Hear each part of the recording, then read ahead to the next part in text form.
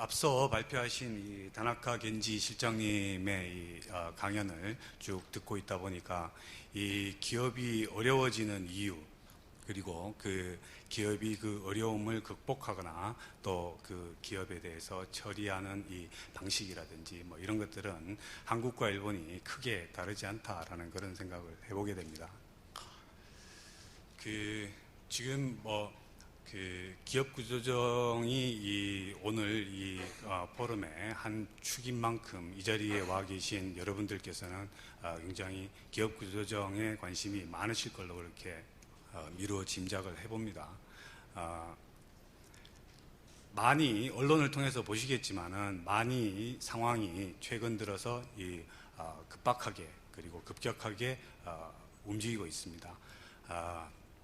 소위 이제 조선산업에서 빅3라고 하는 현대중공업, 삼성중공업, 대우조선해양 이 세 회사의 경우에는 채권단에서 앞으로 살아남을 수 있는 자구안을 내라, 그리고 중장기적으로 서스테이너블한 그런 비즈니스 모델을 내라 라고 매우 강하게 압박을 하고 있습니다. 또 STX 조선해양의 경우에는 어제 채권단이 발표를 했지만은 5월 말까지 법정 관리에 들어갈 거냐 말 거냐라는 것을 결정하는 그런 또 상황에 있습니다. 그리고 SPP 조선 같은 경우에는 삼라마이더스 그룹에 매각이 되는 걸로 되었었는데 저도 뭐 확인은 못 해봤습니다만은 보도에 따르면은 그 매각 협상이 제대로 진행이 되지 않는 그런 측면이 또 있다는 보도도 나오고요. 한진해운 같은 경우에는 벌크선이 남아공에서 용선료를 제대로 못 내서 억류가 되었죠. 현대상선 같은 경우에는 회사의 명운을 걸고 고가의 용선료를 계속해서 내게 될 경우에는 더 이상 유지 불가능하다라는 각오로 벼랑 끝에서 협상을 하고 있습니다.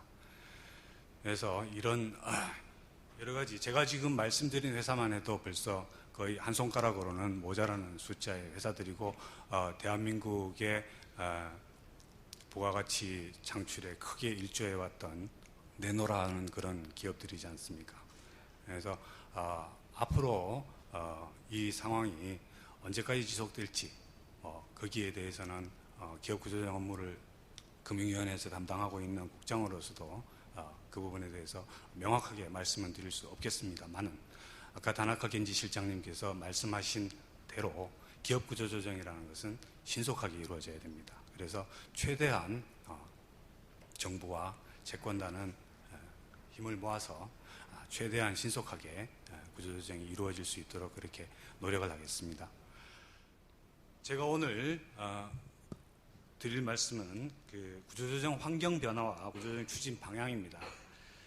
크게 나누어서 구조조정 환경 변화에 대해서 먼저 말씀을 드리고, 그 다음에 작년 하반기 이후 그동안에 금융위원회를 중심으로 추진해왔던 구조조정 성과, 그리고 향후 지난 4월 말에 발표를 했습니다만 향후 구조조정을 추진하게 될 그 방향, 그리고 마지막으로는 구조조정과 관련된 기타 이슈 한두 가지에 대해서 소개해 드리는 걸로 그렇게 말씀을 드리도록 하겠습니다.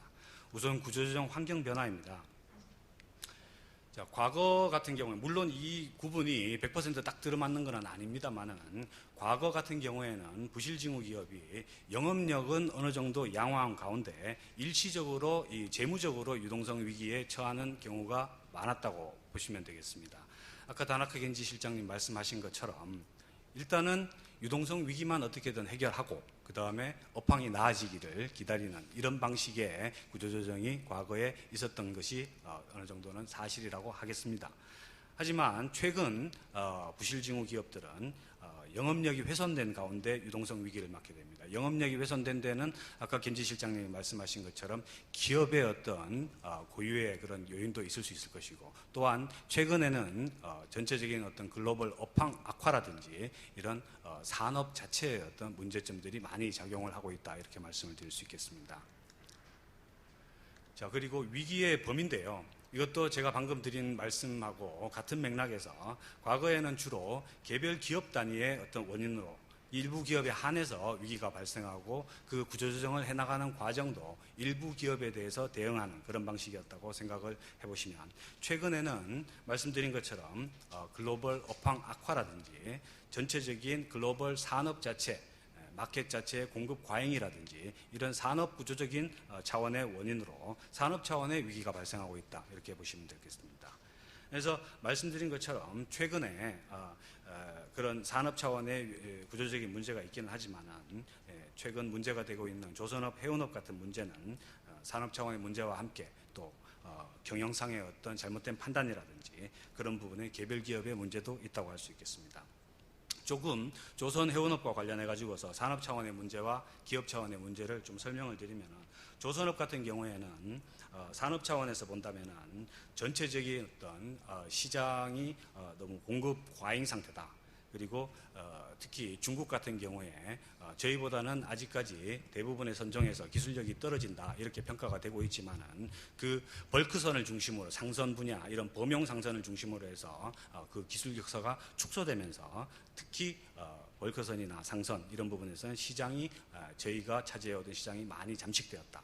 그리고 전체적인 세계 무역 규모라든지 이런 경기 침체나 이런 걸로 인해서 물동량이 감소하면서 발주가 많이 감소한 부분, 그리고 유가가 하락하면서 저희가 해양 플랜트, 해양 생산 설비라든지 시추 설비라든지 이런 것들을 통해서 많이 수주를 해왔던 부분이 또 소위 수주 절벽이다라고 얘기할 수 있을 정도로 일감이 많이 떨어지게 되는 이런 부분들은 산업 차원의 문제. 기업 차원에서는 경영상의 오판이나 이런 것들을 지적할 수 있을 텐데, 대표적인 것이 뭐 예를 들면은 해양 플랜트 사업에 집중을 해서 해양 플랜트가 발주가 감소한 그 시점에 어떤 어려움이 찾아온다든지, 소위 EPC 방식이라고 해가지고 설계부터 조달 그리고 건조까지 모두 다, 이걸 이제 건설에서는 턴키 방식이라고 하더라고요. 근데 조선에서는 EPC 방식이라고 합니다. 그래서 이 EPC 방식으로 수주를 하게 되면서 설계라, 특히 설계 부분에 있어서 우리가 해양 플랜트에서는 사실은 기술력이 그렇게 뛰어난 부분이 없었는데 그 부분에 있어서 굉장히 어려움을 많이 겪었다, 이렇게 볼 수 있고요. 해운업과 관련해서 말씀드리면은 이것도 역시 교역의 증가 폭이 둔화되면서 물동량이 감소하고 운임 하락이 장기화된 이런 측면이 있습니다. 이것도 역시 글로벌 머스크 라인을 비롯해 가지고서 글로벌 굴지의 이 해운 선사들이 서로 상대방을 죽여야 내가 살아남을 수 있다라는 소위 치킨 게임을 하면서 운임이 뭐 CSFI라는 컨테이너 지수라든지 BDI라는 벌크 지수라든지 이런 지수들이 끝간데 모르고 추락을 한 그런 상황이 된 거죠.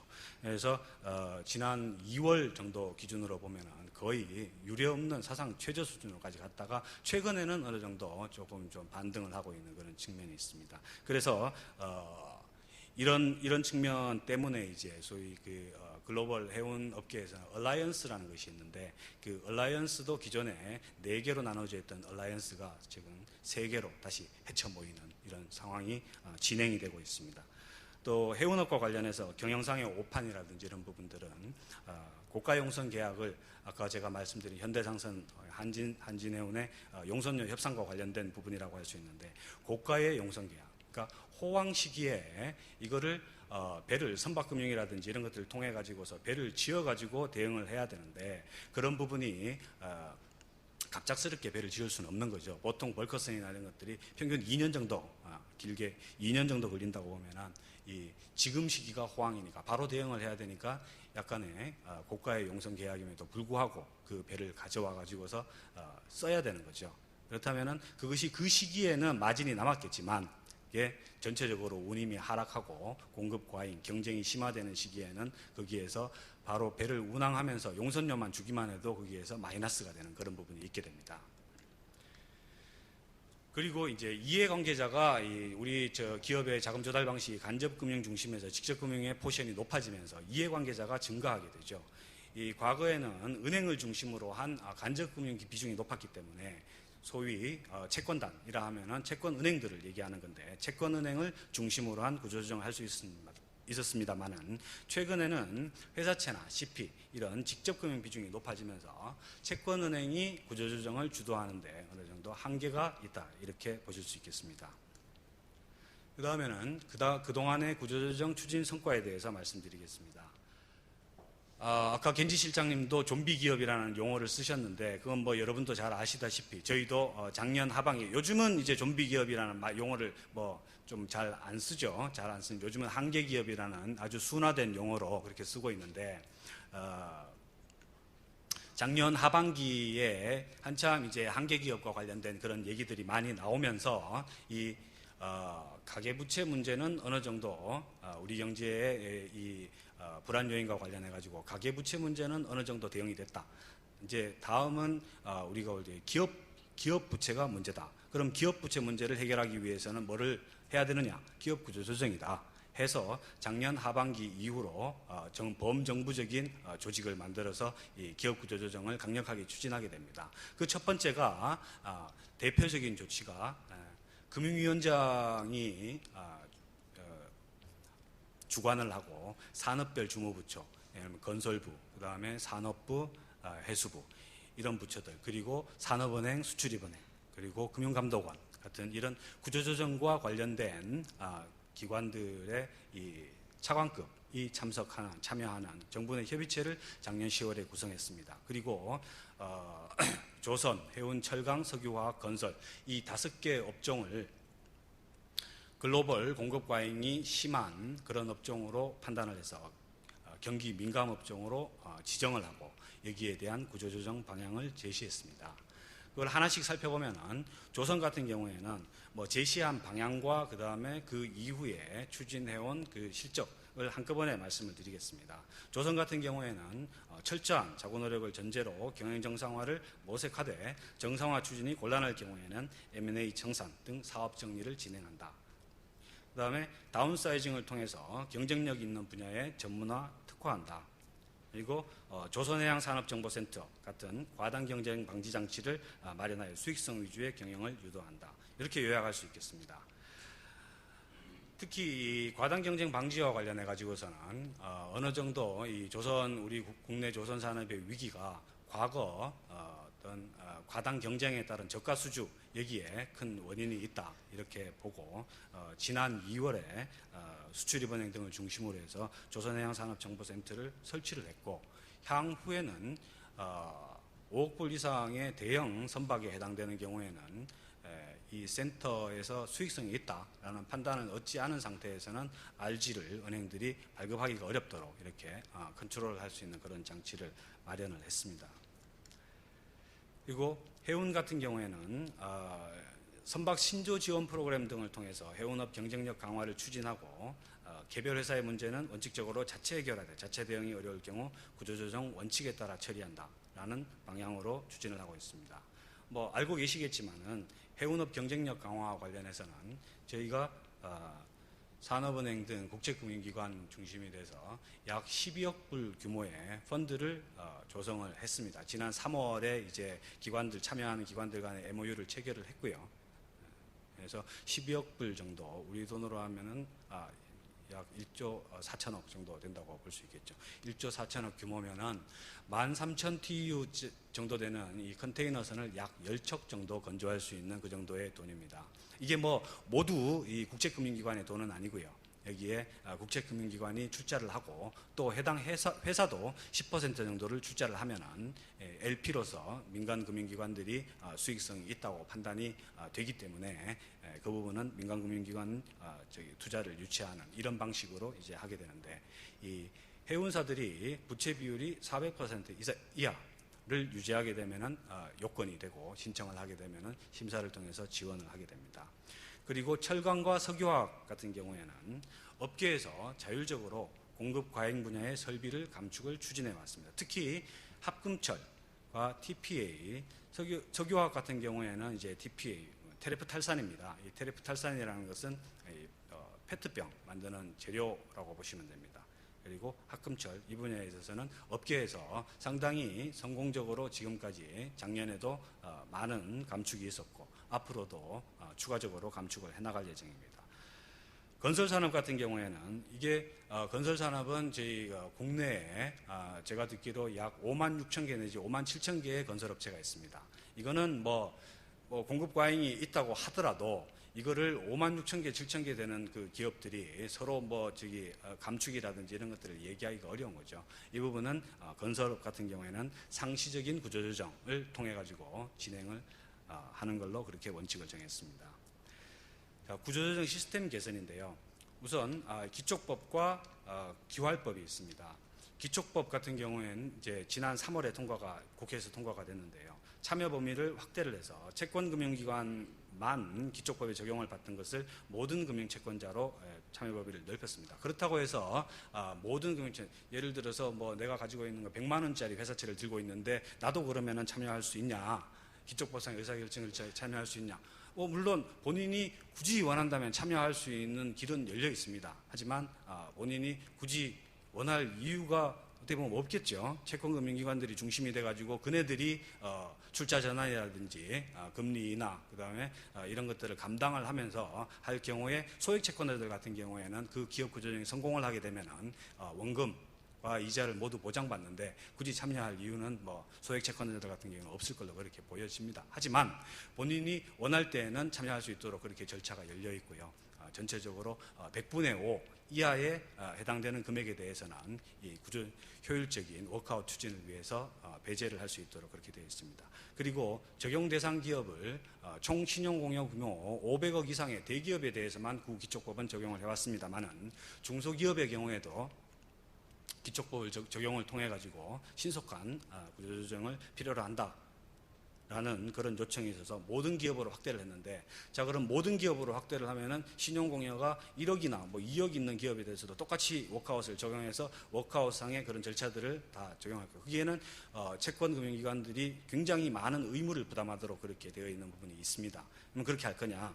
그건 아니고요. 시행령에서 50억 원 이상으로 그렇게 조정을 했습니다. 그래서 50억 원 이상에 해당되는 경우에는 배제할 수 있도록. 이것도 기업이 이 워크아웃도 기촉법상의 워크아웃도 법정관리와 마찬가지로 기업이 신청하는 겁니다. 기업이 원할 경우에만 하는 거거든요.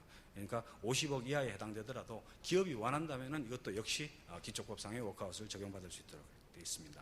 그리고 매년 하게 되는 주체모기업 대기업 그룹이죠. 대기업 그룹, 그 다음에 대기업 그룹의 소속 기업체, 그리고 대기업, 그 다음에 중소기업에 대해서 상시 신용위험 평가, 은행들이 하게 되는데 신용위험 평가를 통해 가지고 이상이 있는 부실 징후가 있는 기업에 대해서는 등급을 C와 D 등급으로 나눠서 C에 대해서는 워크아웃을 신속하게 추진하고 D에 대해서는 법정 관리를 통해 가지고서 회생을 도모하거나 그도 어려울 때에는 청산이나 파산으로 진행하게 되는 그 절차가 있습니다. 이게 상시 신용위험 평가라고 하는데요. 여기에 주된 부분은 기업의 재무구조 평가입니다. 그걸 신용위험 평가라고 하는데 이 최근의 상황을 반영해서 산업별 리스크를 감안하도록 그렇게 개선을 했습니다. 그리고 기활법 같은 경우에는 제가 맡고 있는 분야는 아니고 산자부 담당법이긴 합니다만은 사전적인 제가 지금까지 말씀드린 건 사후적인 어떤 부실 징후가 나타났을 때 사후적으로 구조조정을 추진하는 부분이라고 한다면은 기활법은 공급 과잉이 어느 정도 징후를 드러낼 때에 사전적으로 사업 재편이 원활하게 추진할 수 있도록 기활법이라는 장치를 통해서 사전적으로 여러 가지 절차상의 혜택을 부여함으로써 신속하게 기업이 자율적인 그런 공급 과잉을 해소할 수 있는 대응을 할 수 있도록 지원해주는 그런 절차가 되겠습니다. 그리고 마지막으로 제도와 관련해서 유암코인데요.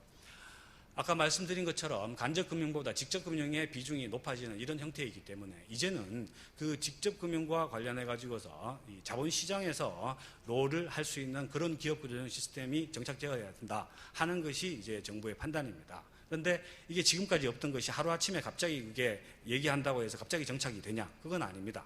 마중물이라는 게 있어야 되겠죠. 그래서 저희가 유암코, 과거에 MPL을 주로 딜을 했던 이 유암코를 기업구조조정 전문회사로 탈바꿈시킬 계획입니다. 그래서 지난 1월에 최초로 이제 유암코가 이제 기업구조조정 관련해 가지고 인수 대상 기업을 선정하고 지금 여러 가지로 최선을 다해서 비즈니스 모델을 만들어가고 있는 중입니다.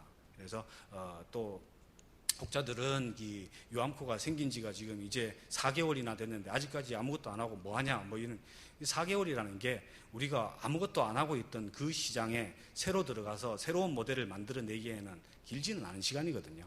그래서 유암코가 굉장히 많은 노력을 하고 있으니 이 유암코가 기업 구조조정 전문 기업으로 다시 거듭날 수 있도록 어떤 역할을 해나가는지 그런 것들은 좀 여기 계신 여러분들께서 관심 있게 좀 지켜보시고 격려도 해주시고 그러실 필요가 있을 것 같습니다. 유암코가 잘 되게 되면은 여기에서 어떤 관행이라든지 노하우나 이런 것들이 정착이 되면서 우리 자본시장에서 뭐 주로 PE라든지 뭐 이런 또 이런 기업 구조조정 시장에 참여할 수 있는 그런 여건이 조성될 것으로 그렇게 기대를 하고 있습니다. 자, 사업재편과 구조조정과 관련해서는 제가 뭐 잠깐 말씀드렸기 때문에 이 부분은 그냥 넘어가도록 하겠습니다. 자, 상시적 구조조정입니다. 아까 말씀드린 상시 신용위험 평가에 해당되는 부분인데 간단하게 작년에 처리했던 그 성과만 말씀드리면은 주채무 계열과 관련해서는 11개 주채무 계열에 대해서 재무구조 개선 혹은 정보 제공 약정을 체결해 가지고서 관리를 하고 그다음 229개 대기업이 54개사고 중소기업이 175개사입니다.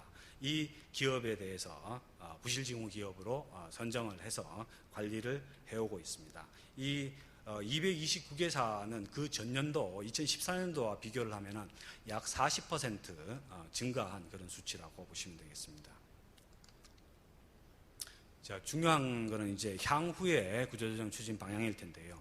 향후의 구조조정 추진 방향은 저희가 아까 말씀드린 정부 협의체에서 지난 4월 26일 날 정부협의체 회의에서 3트랙 어프로치라는 것을 확정을 하고 발표를 했습니다. 트랙 1, 2, 3로 나눠서 말씀을 드릴 수 있는데요. 업종의 특징이라든지 그 다음에 추진하는 주체 그리고 무슨 규범을 적용해 가지고 하느냐에 따라서 3개 트랙으로 구조조정을 동시에 추진을 해나갈 겁니다. 먼저 트랙 1은 경기 민감업종입니다. 경기 민감업종에 대해서는 정부 내 협의체에서 방향을 제시하고 채권단이 주도해서 기업과 협의해서 구조조정을 추진하는 방식입니다. 여기에는 현재 제가 아까 말씀드린 그 5개 취약업종과 관련해서는 조선과 해운업이 여기에 해당된다고 보시면 되겠습니다. 트랙 2는 부실징후 기업에 대한 상시적인 신용위험 평가를 통한 구조조정입니다. 제가 좀 전에 설명드린 상시 신용위험 평가를 통한 취약 5대 산업 중에서는 건설업이 여기에 해당된다고 보시면 되고요. 기타 취약 5대 산업에 해당되지 않는 모든 산업에 대해서는 이 트랙 2를 적용한다고 보시면 되겠습니다. 금융감독원이 절차를 주관하고 채권단과 기업이 엄정한 평가를 통해 가지고서 진행을 하게 됩니다. 마지막으로 트랙 3인데요. 트랙 3 같은 경우에는 공급 과잉 업종이라고 할 수 있습니다. 공급 과잉 업종. 글로벌 마켓 기준으로 봤을 때 공급 과잉에 해당하는 것으로 판단이 되지만 당장의 어떤 재무적인 문제점이라든지 이런 부분들에 대한 우려는 크지 않다. 그렇지만은 이게 영원히 그러면 우려가 크지 않을 거냐? 그건 아니다. 그래서 이 부분에 대해서는 업계의 어떤 자율적인 컨설팅을 통해서 얼마만큼 감축을 해나가야 되냐, 그리고 어떤 부분에 특화와 전문화를 해나가야 되냐 하는 부분들을 스스로 진단하고 거기에 따라서 각 기업들이 움직일 수 있도록 그렇게 해나가자 하는 부분이고, 이 부분에서 제가 좀 전에 말씀드린 이제 기활법을 적용을 할 수 있는 부분이 되겠습니다. 앞부분 표 설명드리면서 이 부분도 같이 말씀드렸으니까 넘어가겠습니다. 다음에는 이 3트랙 어프로치를 추진하게 된 배경입니다. 우선 아까 말씀드린 대로 이제 현재의 구조조정은 기업 단위가 아닌 업종 전체로 봐서 기업 구조조정을 고려하고 추진해 나가야 된다라는 그런 필요성이 증대해 있고요. 그 다음에 시장 자율적 구조조정 추진 원칙과 채권단 정부의 분업 필요성, 구조조정 추진에 따른 부정적 파급 효과 최소화를 위해 구조조정의 대상 과제를 명확히 해야 될 필요가 있다. 사후적 구조조정과 함께 미래 생략 동력을 확보하기 위한 사전적 구조조정을 병행할 필요가 있다. 되겠습니다. 자, 하나하나에 대해서 간략하게 설명을 드리면은 우선 업종 단위의 검토 필요성입니다. 5대 업종의 어려움은 일부 기업의 문제가 아니라 구조적 공급 과잉에서 비롯한 산업 차원의 문제다라는 인식을 가지고서 작년 하반기 이후에 추진해온 정부 내 협의체 논의를 이 3트랙 어프로치로 구체화시켰다고 보시면 되겠습니다. 채권단 정부 분업의 원칙과 관련해서 말씀을 드리면 저희가 지난 4월 말에 이 향후 기업 구조조정 추진 방향을 발표했을 때 많은 언론에서 이 어려운 시국에 왜 정부가 주도권을 가지고서 뭐 어디하고 어디를 합치든지 어디를 날려버리고 뭐 이렇게 그런 빅딜을 하지 않냐 이런 얘기들도 많이 주셨습니다. 하지만 이 요즘 같은 이런 시절에 정부가 구조조정을 주도할 경우에는 가장 먼저 생기는 것이 통상 문제입니다. 지금 대우조선해양을 정부가 주주인 국책은행이 자금을 지원했다고 해가지고 지난 5월 23일 4일에도 OECD에서 논의가 있었습니다만은 이건 전형적인 WTO 규범 위반이다. 정부의 보조금 지원에 해당한다. 이렇게 해서 OECD에서 대우조선해양에 대한 국책은행의 자금 지원 문제를 지금 거론하고 있는 그런 상황입니다. 과거에도 IMF 위기 이후에 조선과 관련해가지고 반도체와 관련해가지고 빅딜이 있었을 경우에 그 부분을 문제 삼아서 미국에서는 상계 관세를 부과하고 WTO에 제소한 그런 사례가 있습니다. 그래서 이런 부분과 관련해서는 문제가 있을 수 있다는 점, 그리고 도덕적인 해이, 이거는 이제 채권단의 도덕적 해이를 주로 말한다고 보시면 되겠습니다. 정부가 주도하게 되면은 채권단이 움직이질 않겠죠. 기업을 가장 잘 아는 곳은 그동안에 그 기업과 거래해왔고 그 기업이 어떤 리스크를 가지고 있냐를 촘촘히 체크해왔던 채권은행이, 그리고 주채권은행이 이제 정부가 알아서 그냥 방향을 다 정해줄 텐데 우리가 왜 그런 식의 이제 도덕적 해이가 생기게 된다는 것이죠. 그리고 특정 기업을 살리느냐 죽이느냐 이 부분을 판단하는 데 있어 가지고서 예를 들어서 전체적인 공감되는 이 기업은 살 기업이 아닌데 이 기업 자금 지원, 신규 자금 지원을 통해서 살렸을 경우에는 저 기업에 대해서 왜 특혜를 주느냐라는 그런 시비도 있을 수 있고요. 말씀드린 것처럼 채권은행이 그 기업에 대해서 돈을 처음 빌려줄 때부터 자기 돈이기 때문에 떼이지 않으려면 그 기업의 위험이 뭔지 이런 부분들을 계속해서 모니터를 하고 있습니다. 정부가 그 기업이 어떤 기업인가를 알기 위해서는 기업에 물어볼 수는 없는 일이죠. 구조조정을 하면서 기업에 물어볼 수는 없습니다. 채권은행에 물어보는 수밖에 없습니다. 그러면은 이거를 과연 가장 잘 알고 있는 채권은행에다가 물어가지고서 정부가 거기에서 들어가지고서 정부가 주도하는 것이 과연 그게 맞는 것이냐, 그런 부분을 또 생각해 볼 수 있습니다. 그래서 다양한 부작용을 초래할 수 있다. 그래서 정부는 원활한 구조조정 추진 여건을 마련하기 위해서 민간이 할 수 없는 그런 영역에서의 지원 역할을 수행하는 것이 맞다라고 그렇게 판단을 하고 있습니다. 예를 든다면은 구조조정으로 인한 어떤 회사채 시장의 안정 같은 부분에 문제가 생길 경우에 그런 부분들에 어떻게 대처해 나갈 것이냐, 그리고 구조조정을 위해서 은행들이 이제 로스가 생기게 될 테니까 그런 부분에 대한 자본 확충이나 이런 부분들은 또 어떻게 지원해 나갈 수 있을 것이냐 등등이 된다고. 그리고 또 한 가지 빼놓을 수 없는 것이 구조조정 과정에서 발생하는 이 고용 악화 이런 부분들에 대해서는 또 어떻게 지원해 나갈 것이냐, 이런 부분들에 대해서는 정부의 어떤 고유한 부분, 고유 영역이 해당되기 때문에 이런 부분들에서는 정부가 적극적으로 지원을 하고 방안을 강구해 나가야 된다, 이렇게 생각합니다.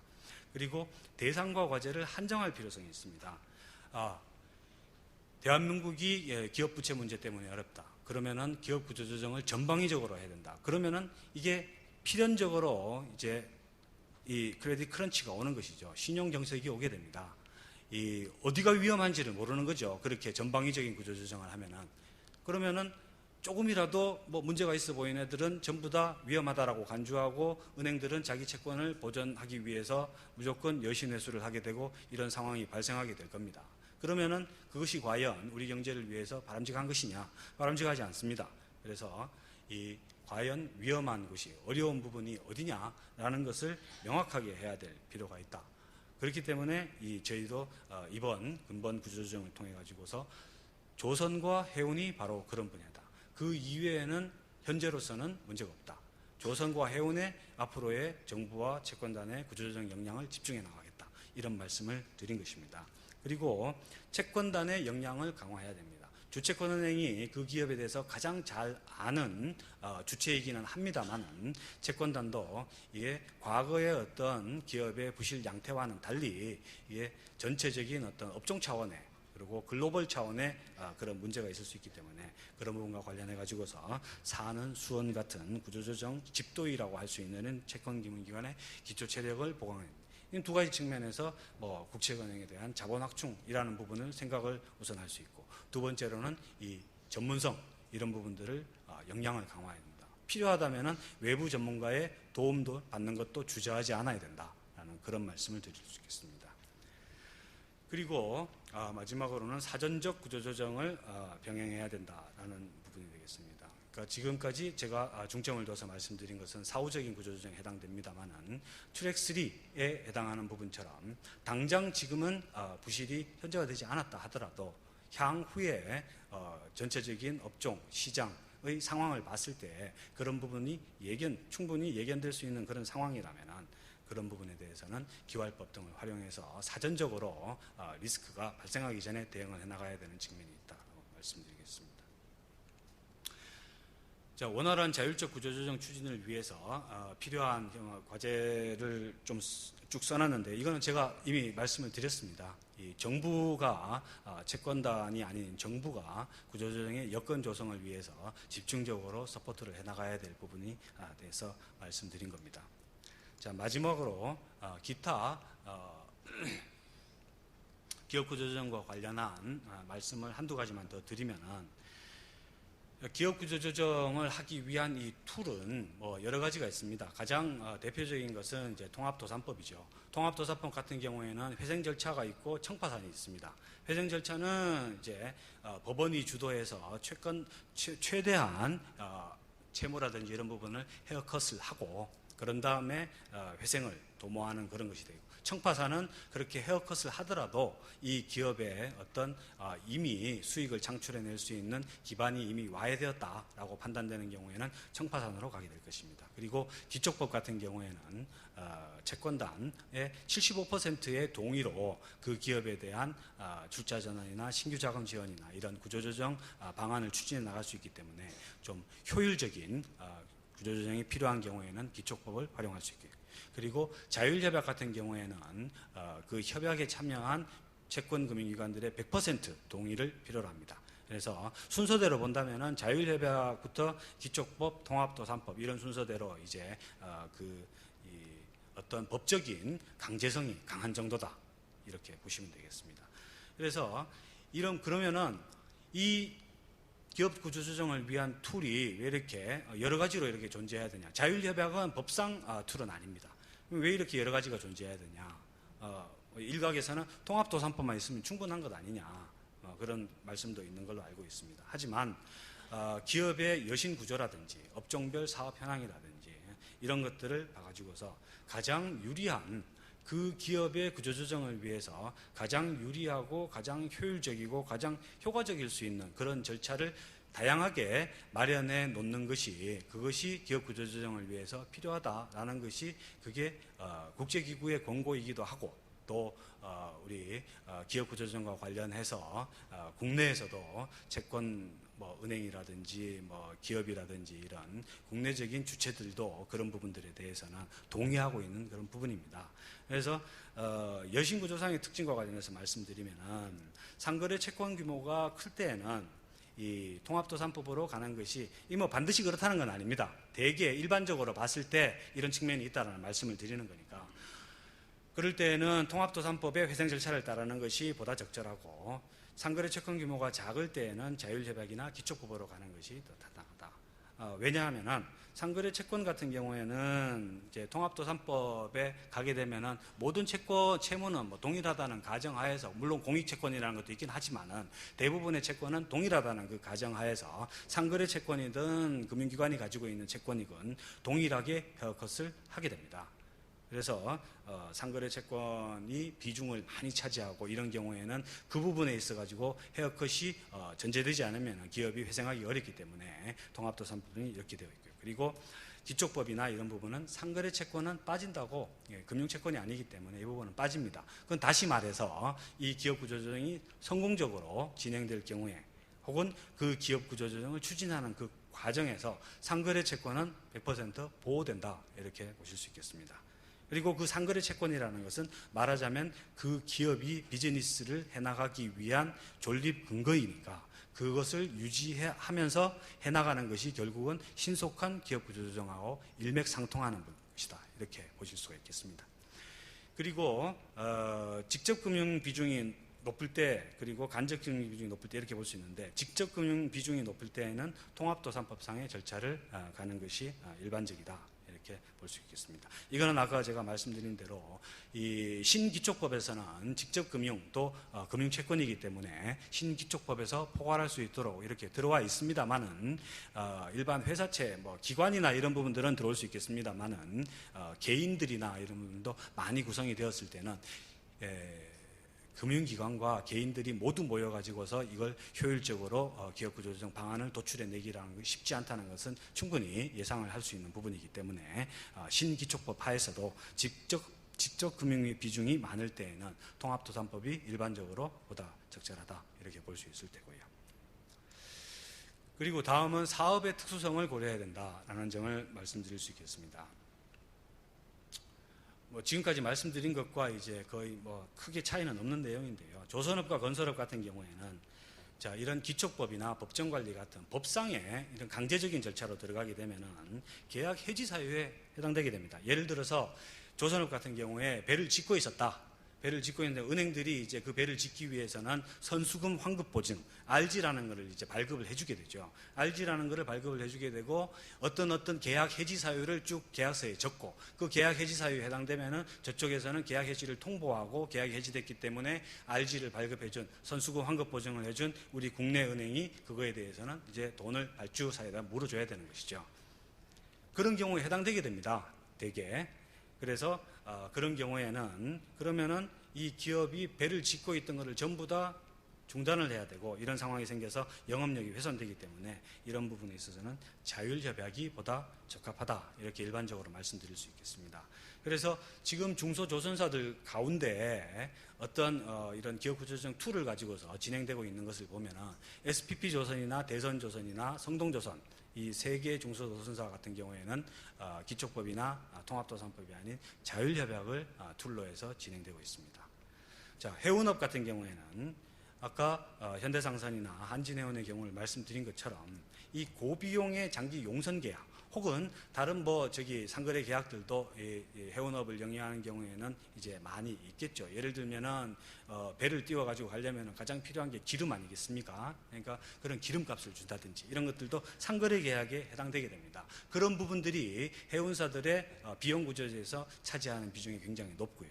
그러면은 이 상거래 계약에 대한 어떤 헤어컷이 없이는 회사의 정상화가 불가능한 경우가 많이 생기게 되는 것이죠. 그렇다면은 상거래 채권도 같이 끌어들여서 헤어컷을 하고 그 다음에 회생을 도모하는 그런 통합도산법 절차가 보다 적절하다 이렇게 볼 수 있고 과거의 사례를 본다면은 페노션 같은 경우가 이런 통합도산법상의 회생 절차를 통해 가지고서 정상화된 그런 경우라고 볼 수 있겠습니다. 자, 마지막으로 자산건전성 분류와 관련해서는 이거는 기업구조조정이 왜 이렇게 은행 차원에서 좀 지연되는 측면이 있느냐 하는 이런 부분인데요. 이거는 은행 입장에서는 어느 정도 이런 유혹이 있다 이렇게 말씀드릴 수 있겠습니다. 당장 은행이 기초법상 혹은 통합도산법상의 구조조정 기업으로 갈 경우에는 이 은행의 여신건전성 분류에 따라서 충당금을 설정해야 되게 됩니다. 충당금은 바로 이익을 깎아먹게 되는 것이죠.